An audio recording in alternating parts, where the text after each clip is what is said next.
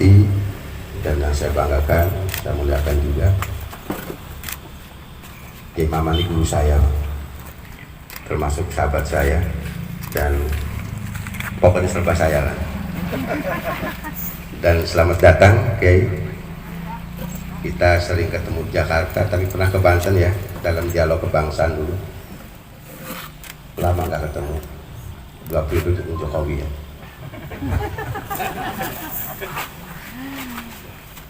Ketua kita Banten yang juga saya hormati, yang saya muliakan, dengan seluruh jajarannya dari kita pusat juga. Singkat saja, saya sudah lama ya Maman merasakan prihatin soal nasionalisme. Kenapa? Kalau saya kecil mungkin bapak-bapak tidak sama. Ketika mau sekelas saja itu nyanyi-nyanyi lagu kebangsaan itu selalu.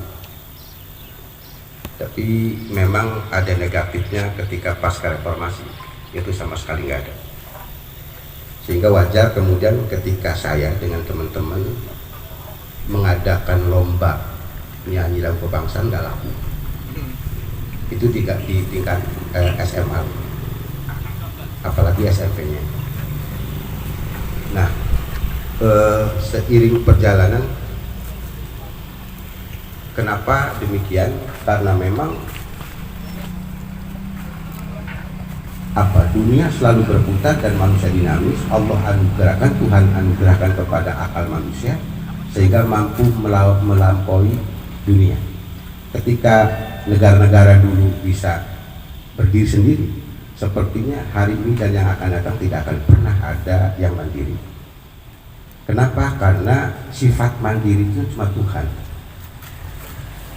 Jadi kalau ada orang independen itu nggak ada, karena yang independen itu Tuhan. Kalau istilah Kiai Maman mukhalafatul lil hawadisi qiyamuhu bi nafsihi, qiyamuhu bi nafsihi. Nah, dengan arus ini, ketika nasionalisme tidak kemudian digalakkan kembali, ditanamkan mulai dari benih. Nah, ini baru masuk kebun nih Pak. Soal benih disemai yang nama nasionalisme hari ini saja seperti ini. Apalagi nanti orang berbicara, saya sedihnya begini, kenapa elit-elit di Jakarta itu yang pendidikannya tinggi tetapi masih ada hari ini berbicara soal ideologi negara, padahal ideologi negara itu sudah final, yaitu Pancasila. Jadi ketika Indonesia diajak maju, kita masih berbicara soal ideologi, kapan kita maju? Jika kita hanya berdebat pada persoalan kemampuan.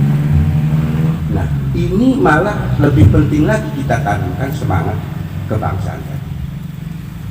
Yang kemudian dikhawatirkan adalah, kalau istilah kita tahu Pak wewe Pak, bahasa sekarang mah wewe itu Pak, hantu. Wewe gombel apa gitu. Orang takut begini. Yang namanya wewe takut.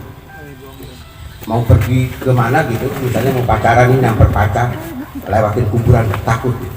Ada wewe gitu kalau di bahasa sekarang. Tetapi sekarang wewe kan ada di kantong. www.com. Iya, ya. Sehingga karena namanya WW, apapun masuk di sini dan dibuka. Ini tidak bisa dibendung karena anugerah Tuhan. Sedangkan Indonesia adalah satu contoh dunia, saya pikir, yang memang kalau dalam kita itu Al-Quran menyebut keberagaman suku, bangsa, agama, bahasa, etnis dan lain-lain. Itu sebetulnya sebuah anugerah yang harus kita syukuri. Maka saya kemudian mengambil nama kebun kebangsaan. Kebun adalah sebuah lahan yang ada di perkampungan, berbeda dengan hutan. Dan kebun itu beragam tanaman dan itu silih berganti. Silih berganti ini adalah, kalau kita sebut musiman, saya analogikan kepada sebuah generasi. Ketika saya menyemai hari ini, sesungguhnya kita sedang menjadikan untuk tanam tanaman jadi hari esok. Dan demikian tanaman sudah jadi, bagaimana kita menjadikan tanaman ini sebagai induknya, terus bergulir semacam itu, sehingga semangat nasionalisme tidak ada putus tengah jalan dengan kemajuan dan informasi. Jujur, apapun amal orang, kuncinya ada ikhlas. Kiai Maman itu orang ikhlas karena gurunya beliau adalah Gus Dur. Gus Dur itu nggak pernah berpikir ketika berkata ada yang mencaci maki. Makanya tadi Pak Ketua Umum Kiai bercanda, daripada kita mengkafir-kafirkan orang, yang lebih baik itu kita dikafir-kafirkan, sekalipun itu bukan sebuah pilihan. Karena kalau mengkafir-kafirkan orang, kita dosa. Kalau dikafirkan, ya santai, kita bisa tidur, bisa makan enak. Ketimbang kita mencaci maki, lebih baik kita dicaci maki.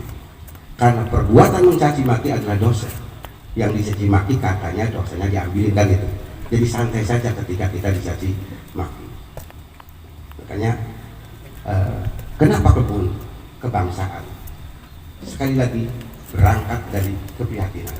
Saya hidup di kampung, yang dulu gotong royong semuanya. Sekarang ini kan sudah mulai lebih-lebih karena dunia informasi yang tanpa batas. Negara sudah tanpa batas sekarang, apalagi informasi yang tadi ada di kantong itu wewenya. Ada kelompok yang memang punya semangat jihad. Ini yang harus diwaspadai. Isu komunis dan lain-lain, buat saya gimana ya, nggak mungkin. Dan saya kok nggak takut. Yang saya takut itu justru orang yang punya semangat jihad. Dikit-dikit jihad, hadiahnya bidadari, surga. Ini kan baik. Kalau orang yang katakan ateis tidak punya Tuhan, apa yang kita perjuangkan? Hanya persoalan perut, hanya persoalan. Tapi kalau kelompok orang sudah paham, sudah mempunyai semangat jihad, apapun akan terjadi.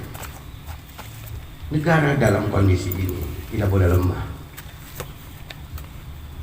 Ini mau ada tema mana? Negara tidak boleh lemah.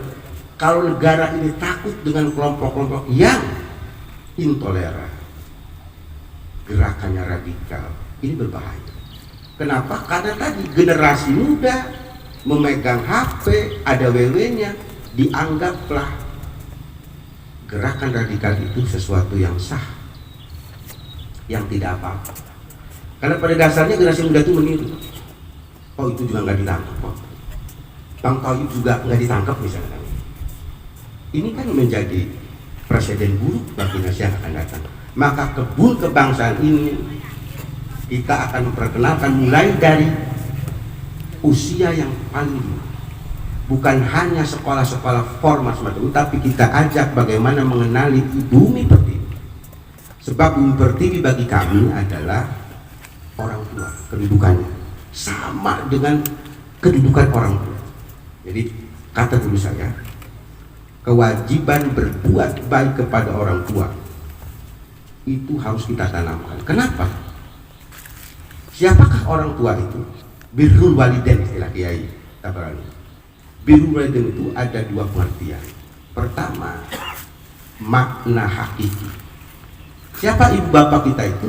Adalah yang melahirkan kita, yang membesarkan kita. Lalu ada makna majazi, yaitu siapa? Negara.